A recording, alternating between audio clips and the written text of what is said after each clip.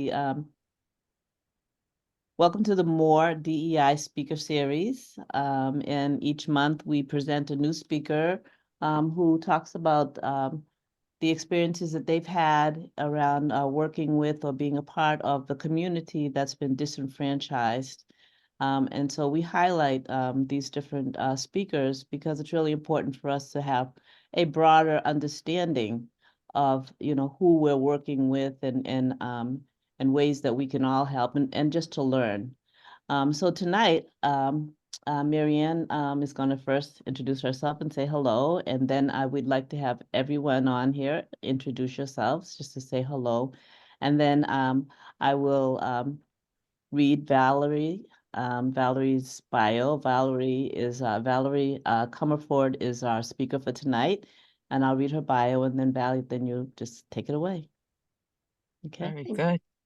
Well, yes, I am Marianne Frangoulis, a person in long-term recovery, executive director of MORE, Massachusetts Organization for Addiction Recovery. Very excited to have Val Comerford with us tonight as our DEI speaker. And just as Leah said, she'll be reading her bio, but other introductions, take it away. Scotty, why don't you go next? Thank you, Marianne. Sunshine Scotty.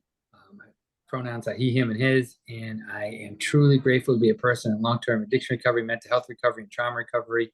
I absolutely love working for MORE, and I'll put in a plug for our mission statement. Is it okay if I do that? Put in a plug. All right. Our mission is to organize recovering individuals, families, and friends into a collective voice to educate the public about the value of recovery from alcohol and other addictions. And I am so grateful and happy to hear that we have Valiant Val here tonight. I love her. She's amazing, and I can't wait to hear this story. Recovery is real, everybody. Thank you. Thank you. Good. So if each person can pick someone else, the next person to introduce himself. All right. How about if I pick my buddy, Omar?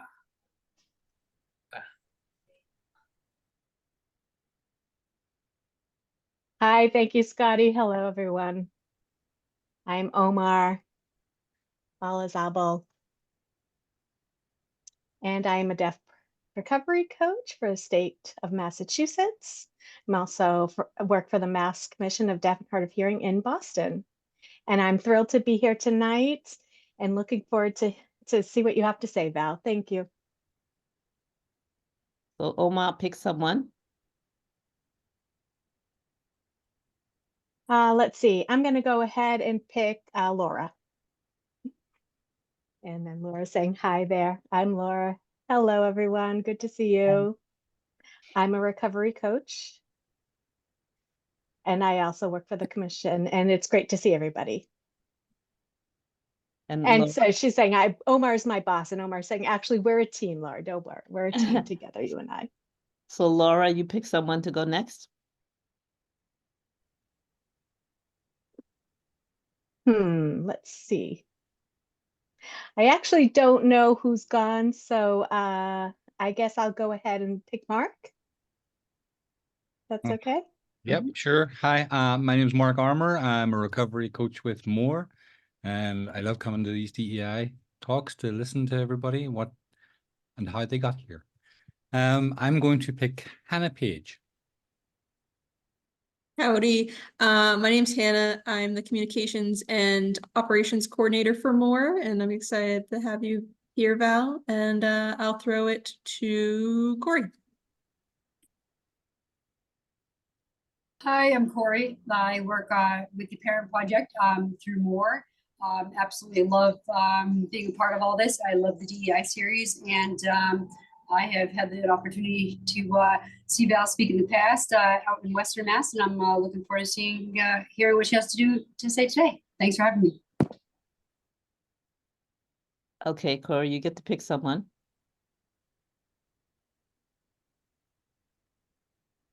You're muted, Corey. I think she said Denise. Determine Denise.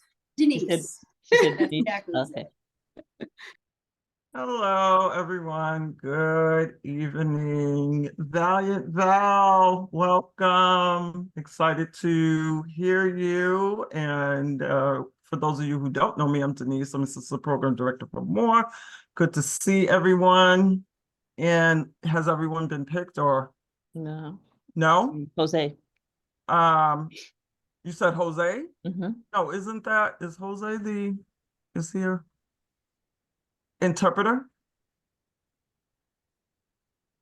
Jose, Hello. I don't know. I thought maybe he was. Jose is our very valuable or invaluable friend from IT. So he is recording the session for us so we can share it on YouTube later. I thought so. Okay. Thanks, So Jose, you can say hello. Hi, Jose. Hello, hello. Great to be here. Great to have you. Thank you. Do the interpreters want to introduce yourselves? Hi, good evening. My name's Wendy Watson, and Christine Ricault is who's working now. Thanks. Thank you, Wendy.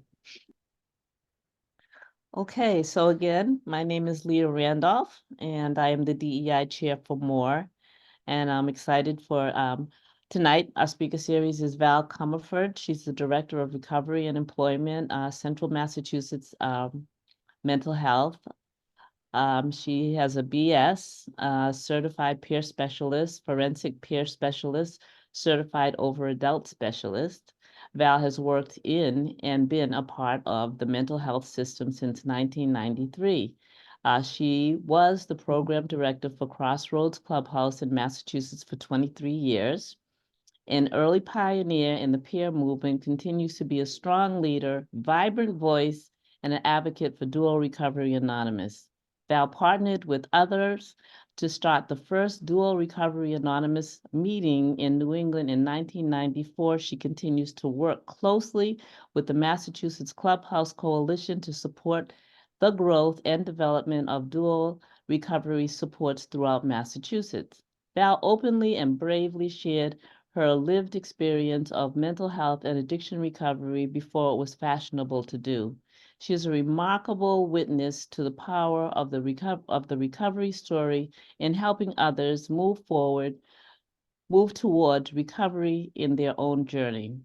Since 2016, Val has served as the Director of Recovery and Employment for DMH in the Central Mass area. She provides support, consultation, and supervision to both the community and hospital-based peer workforce and dual recovery efforts. In 2019, Val, along with one of her colleagues, started the Dual Recovery Collaborative. The collaborative brings together providers and people in service across the state from both DMH and DPH. Together, they forge new relationships to tear down the solace that have separated us for so much too long. Wow, so Val, we're really excited and we're happy to have you. Well, thank you. I think my wife must have written that for me. It was great. It was easy reading. It was really good. So it gives me a lot of questions to ask if you don't hit on some of these topics when you speak. So I'm looking forward to hearing from you. Take it away. Thank you very much, Leah. And, this is one of the only forums where I get to refer to myself as Valiant Val. And when Scotty gave me that handle years ago, I embraced that handle. And I love being able to use it, and it makes me feel brave, and that's like what my relationship is to Scotty. He helps me to feel brave, and I appreciate, Scotty, you inviting me to do this. And I'm so pleased that I've been asked to do this at a DEI event. So I have written some notes that I might refer to, because, typically when I'm asked to tell my story, they say you either have 5 or 10 minutes. But I had a whole half hour. So I really needed to look at my story a little bit differently. And so I'm going to be visiting areas of my story that I really haven't thought a whole lot about in many, many years. But first of all, I just want to say that I've been in addiction and mental health recovery for nearly 39 years. And it's no coincidence that next week on May 13th, I will be celebrating my 39th anniversary. And to celebrate it with you all is really a cool thing for me to do. I am also a lesbian, and I use she, they pronouns. And being a lesbian is part of my DEI story and part of the struggles that I've experienced from the time I was very young right up until now. Because as progressive as people might think people are in the state of Massachusetts, there's still a lot of discrimination and prejudice against people who are gay and lesbian. And I can't tell my story without kind of that lead, because that's where the secrets started really for me. So, you know, when I think of my life from the time I was very young, you know, I was, the one thing that is constant, I was always afraid. I was always afraid. And I was hiding and pretending, really not fitting in anywhere. I can recall as a very young person that sometimes at night, there'd be loud voices in my home. And those voices scared me. And so I had a closet in my bedroom, and I would bring a flashlight into my bedroom and I would hide in there. I'd have like a sheet I'd put over my head, and I'd have a flashlight, and I'd go to sleep initially in my closet until those voices quieted, because there was a lot of drinking in my household. I was the baby. So my older siblings and my father and my brother would have arguments about drinking, and it frightened me. And so I would have to hide. So right from the beginning, I was hiding and keeping secrets. And I didn't talk about this really until I was probably in my 40s or 50s. Yeah, I'm a little older than that now. But that is when I felt brave enough to talk about that. And, you know, when I think about my drinking and drugging, I drank as normally as one would take a breath of air or take a shower. It was just routine for me. I mean, there was planning involved because I always needed to make sure there was enough alcohol or other substances to meet my needs. But, you know, it was just a normal part of my life, of my youth, of growing up. My earliest memories of drinking were when I was about 8 years old. You know, my father would have a little jigger of beer that he would set up for me on the counter, and he would have a beer and I'd have a little jigger. And I think I kind of developed a little bit of a taste for beer at that time. And there was always plenty of alcohol available in the Comerford household.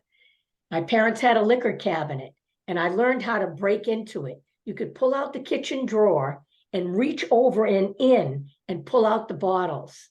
And then, of course, after you poured out the alcohol, you'd pour water in and put everything back in place. And, you know, my parents never guessed it was me who was doing it because I was the youngest. They blamed my older brothers and sisters for this. And my garage, they would stack cases of beer in the garage, which was very easy for me to walk out the garage door, grab a 6-pack, walk into the woods and start drinking, or pick up a 6-pack and go upstairs and hide it in my dresser drawer. So I had no problem finding alcohol as a young person. And I believe I started drinking alcoholically by the time I was 13, because I was drinking daily, and it just became a part of my life. And, you know, the thing about my drinking and drugging, I didn't do it like because I was sad or depressed or scared. I was all those things, but that wasn't why. Like, I didn't say, oh, I'm feeling sad or depressed or scared, I think I'll have a drink. Or I'm feeling anxious, I'll have a drink. It just was normal. It just was a normal part of my life. The thing that wasn't normal is I did all of these things in secret, and I did it alone. There did come a time when I started drinking and using drugs with other people. But as a young person, I was really the only one who was drinking the way Belle Comerford was drinking. You know, when I think about the relationships that I had with people, I was never really present. You know, if I was in a group of people, I felt anxious. If I was one-on-one with someone, like if I was with a junior high or high school friend, and there were just two of us, I felt like I could really concentrate and listen and become a friend to them, a true friend to them. But if you added other people, I felt anxious and confused, and I felt less than. But when I was just with one person, I felt like I had some value. But as soon as other people were around, I just felt kind of invisible, like I wasn't noticed, that I wasn't important anymore. And so when I was in a group, I would fade off and let others kind of rise up because I felt awkward. And, you know, it was then that I started developing crushes on people, first on school teachers. And guess what? They were all women. But I didn't know, I didn't know at that time that it was part of like the early development of me becoming a lesbian. I didn't again, there were no names for things. And I didn't talk about this, but I had these mad crushes on teachers, and I just wanted to be around them because they thought I was kind of cool, and I felt accepted by them. But they were always women. But that didn't, you know, at the time, that really didn't mean a whole lot to me. You know, because I started drinking so young, and I didn't have a way to have a job, I had to do what any smart young person would do. I had to learn how to steal money. And so I did learn how to steal money. And I started stealing money from my mother and my father, and I would find people to buy alcohol for me when I couldn't get it from my parents.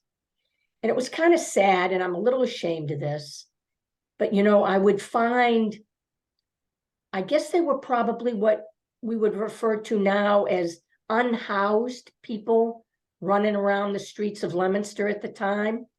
And I could pay them a couple of dollars, and they'd go to the liquor store and buy me whatever I needed. But, you know, I feel badly about that because I just used them, you know, to buy for me. I didn't realize at the time how much I needed that alcohol. And I had no regard for them. And I'm sorry for treating people that way, but that was the truth of it. That's what alcoholism did to me. It made me start treating people differently and taking advantage of people. You know, by the time I got to high school, my guidance counselors saw that something maybe concerned them. And they didn't put like a label on it, but there was a group of us, maybe a half a dozen kids in high school. This was probably in freshman or my sophomore year, that didn't quite fit in the way some other kids in the class fit in. So we had these special groups for special kids. And the coolest thing about it is that we could meet in the teacher's lounge. And boy, did we feel special there, that we could sit in a teacher's lounge and talk about feelings. And when I first started talking about feelings, I knew that there was something to this. It was an opportunity for me to try to connect to other people, because I felt a little bit odd talking about feelings when I was like in junior high. The things I thought about were things that I didn't hear my classmates talking about. And I'll admit this to you now, and this might feel or sound a little far-fetched. But what came out in those group therapy sessions was that I had felt responsible for the war in Vietnam. Me, as a young girl, I felt responsible for the war in Vietnam. And when I developed those feelings, that's when the self-hatred began for me. And that's where I really felt like I didn't have a place anymore. And I'm sure that's when my alcoholism and drug addiction started to take off. But where in my head could that have come from? I don't know. And that might have been an early sign of mental health problems. I'm not sure. I might have overheard somebody saying something like that, but I carried that burden with me for many, many years and didn't really, other than in that group therapy session where I talked about it with other kids in high school, I didn't talk about it again until I was in therapy, like when I was about 30 years old. I kept that a secret because I felt so dirty about it. How could I have caused the war in Vietnam? My brother was in Vietnam and I was responsible for him being there. Where these things come from in a young person is beyond me. But those are some of the things that I carried and I couldn't talk about. So in addition to feeling a little unusual with my sexual identity, I also had this guilt that I was responsible for things that I know now I had no responsibility for. In high school, I did become a good athlete. And when I was playing sports, I felt like part of a team. And I was able to develop some really good relationships with people on my team. I played field hockey and softball, and I was pretty good. And I think my memory is I was even a captain of the softball team. And I wasn't a star athlete, but I was pretty darn good. And I won a couple of awards and I felt good about myself. And, after games, we would meet up at night to drink, right? Or to smoke weed. And, I'm going to fast forward a little bit, like I'm 16 years old. I had my driver's license. My mother I was the baby, right? I got away with murder. And my parents, there were 6 kids in my family. They did not care about Val by the time I was in high school. They were done taking care of kids. And my sibs were all 8 and 10 years older than me, 8, 9, and 10 years older. So I was alone. I had the run of the place. And I could drive the car, do whatever I wanted. And what I would do when I met my friends at night, I would get a 6-pack. I would drink the 6-pack and get good and primed before I met with them. I was already hiding the amount of alcohol that I was using from my friends. I knew that I drank in an unusual way, but I didn't label it. I didn't know it was like alcoholism. I just thought maybe I was special, that I had a secret and no one could keep up with me. So I had to take care of my own needs. In high school, the other thing that happened with my high school friends, we discovered we didn't actually discover it. I discovered it, that, my parents, they always had a small camp on a pond in Lancaster, but they had stopped using this camp. And so I got the keys to the camp. So we would go to the camp and we would party more. And, sometimes it would get to be October, November, December, and it was pretty cold out. And what we ended up doing, we busted up the furniture in the camp and started a fire in the fireplace to keep warm. And then the next week, we busted up the furniture outdoors, the picnic table, to keep warm. But I would do these things. I was like a vandal. I was very destructive. And like my teachers didn't know this, my parents didn't know this. But when I started drinking, there was no telling what I might do.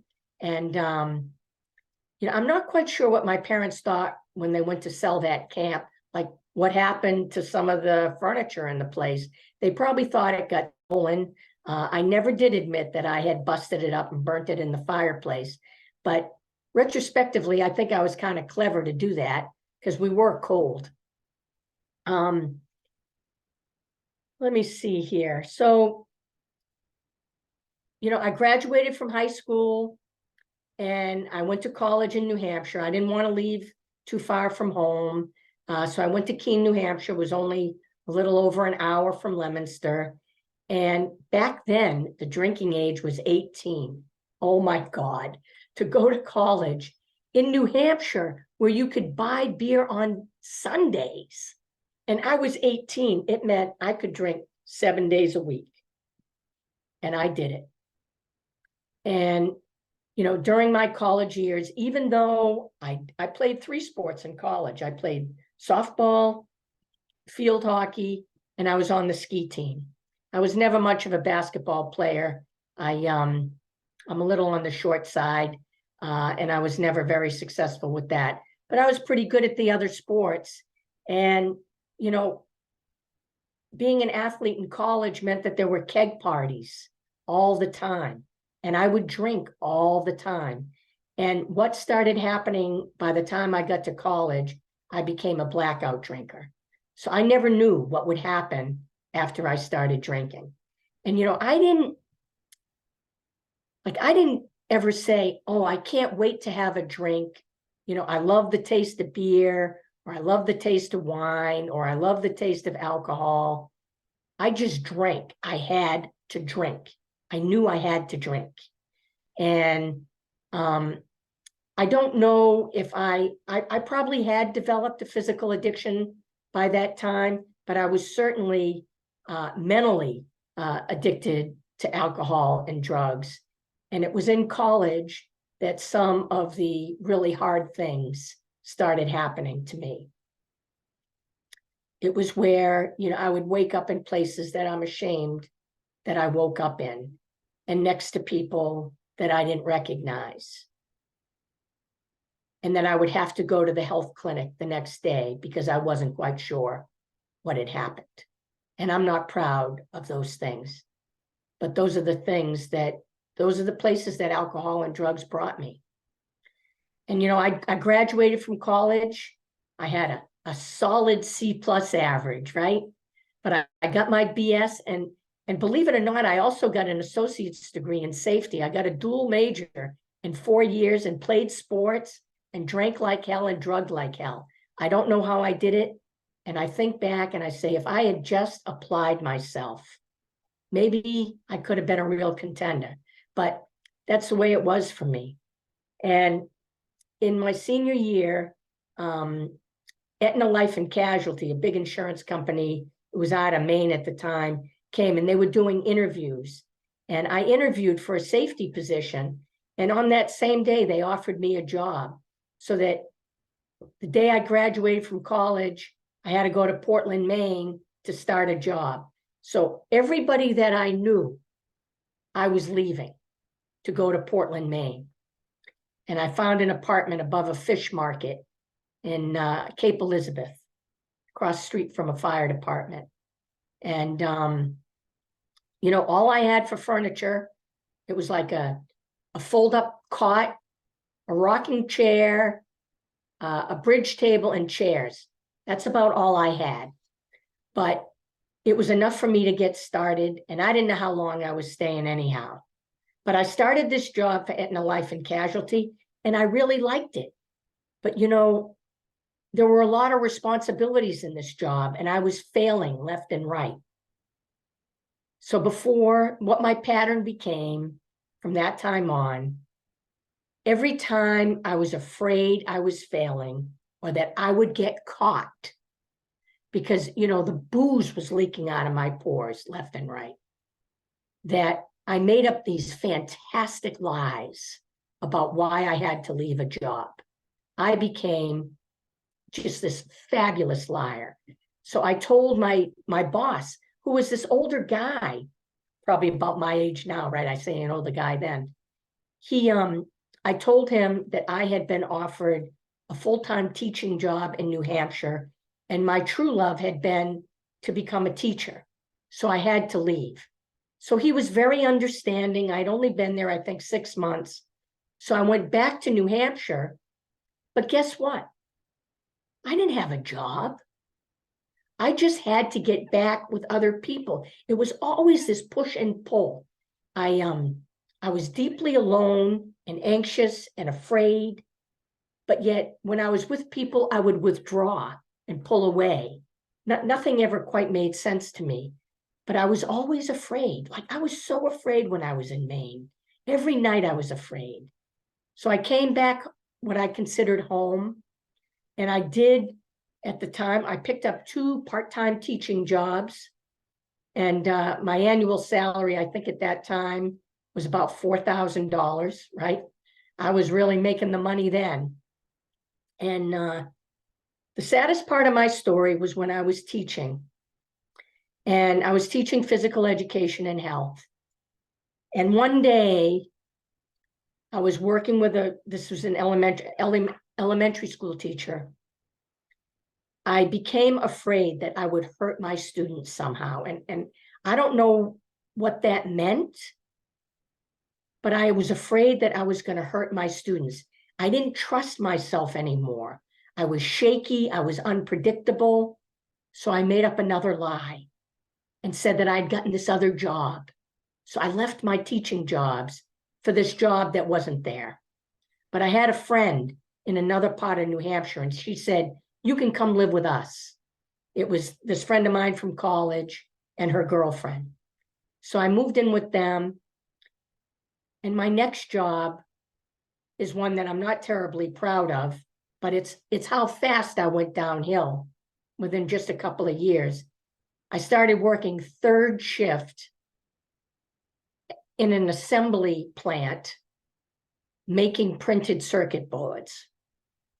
So for someone who had 2 degrees, had played, 3 sports, had that solid C+ average, I ended up assembling printed circuit boards on 3rd shift. And this was a rough crowd who was working 3rd shift. This was in Lowell, Massachusetts. And most of the people who were working were people that I had not formally had close relationships with. Let's leave it that way. They had come from a rougher part of town than I had come from. But we became friends, and I kept that job. And what I had to learn how to do, the hardest part of that job wasn't assembling the printed circuit boards, but because it was on 3rd shift, I had to learn how to drink just enough so I didn't get shaky. Because when you're assembling printed circuit boards, you can't be shaky. It was like these little leads that had to go through holes in a board. I had to drink just enough to steady myself and not too much, because then I wouldn't have been able to drive like the 20 or 30 minutes from one town in New Hampshire to get to Lowell. So I learned how to do all that. And, during this whole period of time, I was just in distress all the time because I knew that I was hiding parts of who I am because I was afraid. And the one thing that really stood in the way was my sexuality. I had had some encounters in college, and I call them encounters. I had had my first sexual encounters with women in college. And they were very pleasant experiences for me. But they had to stop because I knew they were wrong. Who would accept the fact that I had had these experiences with women? Other women at college had had these experiences, and they were totally discriminated against. They were made to feel less than. So I didn't share them with anybody. So I just kept running from these experiences and hiding behind the booze and the drugs, because I knew to be honest about it meant that I would not have a place to be, that I would be ostracized from the workplace. I'd be ostracized from my family and the few friends that I had. So, I continued to work in that environment until, again, I got found out. And within a 2-year period of time, I changed jobs about 5 times and moved nearly 10 times. Because in addition to having to change jobs, I had to keep changing where I was living because my neighbors knew what was going on. I wasn't paying my rent. I was getting in trouble. I was making noise. And I had this deep fear of getting fired and getting in trouble with the police. So I was always one step of the real bad trouble. But at one of the last jobs I had, one of the bosses said that, and here again, I'm going back to therapy. The boss said, "We think you have a problem with anxiety." And they didn't realize that this shaking and this problem was alcoholism and drug addiction. They didn't know. At that time, I was having liquid lunches. Well, I had gone to first shift. I was having liquid lunches and doing lines when I got back from having a liquid lunch. And my boss said, "You need to go into therapy or you won't be able to continue working here." So I went to a therapist. I was not honest with this therapist, and I went back to work, and they told me that I had to go back to therapy. But I found a different therapist. And this time I found a therapist that I could trust. And it wasn't long after that, in 1989, with this therapist that I will love forever, her name was Rose, that one day, I was probably seeing her for about 4 months. I walked into her office and I said, "I think I might be an alcoholic." And of course, I thought I was going to shock the hell out of her, but I did not. She knew what was going on. She knew the score, but I didn't.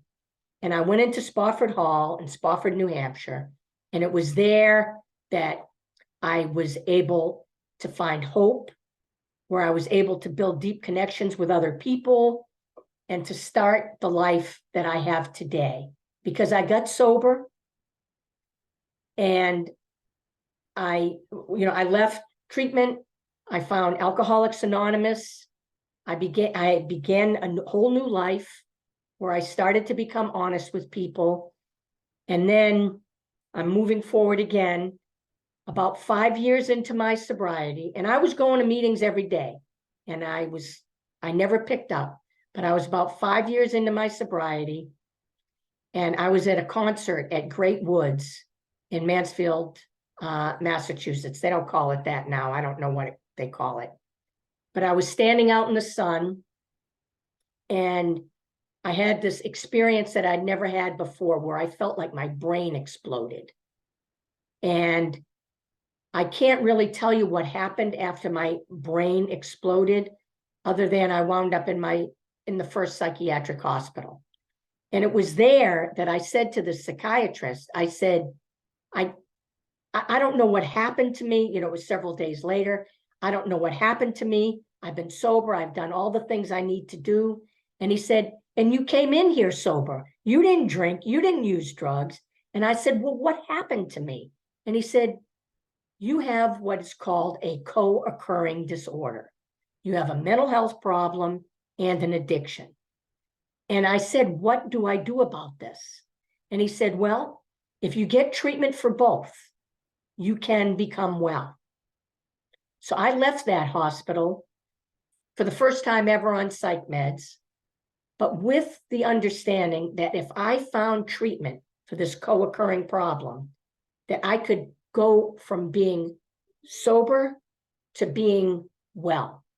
So over the course of time, over the next several months, I worked with a group of people from the Massachusetts Clubhouse Coalition, and we found something that was started in Kansas City in 1989 called Dual Recovery Anonymous, started by Tim Hamilton.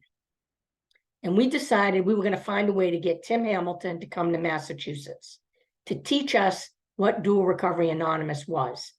So over the course of the next few years, the founder of Dual Recovery Anonymous, who, think about like the founder of AA, Bill Wilson. Imagine having Bill Wilson come and teach you how to do something. We had Tim Hamilton come and teach us what to do.